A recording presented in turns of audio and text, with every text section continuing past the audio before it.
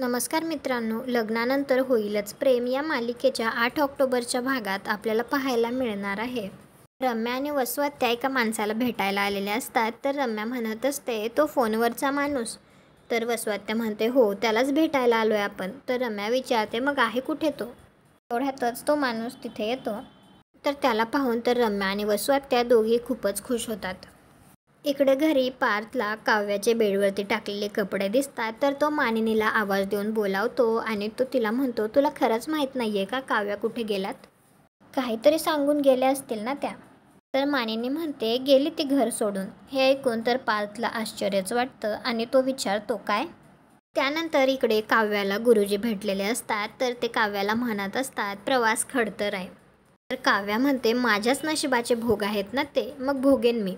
तर गुरुजी म्हणतात, फक्त तुलाच नाही तर पार्थलाही भोगावं लागेल. हे ऐकून तर काव्याला खूपच जास्त टेन्शन येतं. तुम्हाला हा भाग कसा वाटला ते कॉमेंट करून नक्की सांगा. व्हिडिओला लाईक करा. आपल्या मराठी मालिका चॅनलला सबस्क्राईब करा. भेटू उद्याच्या भागात.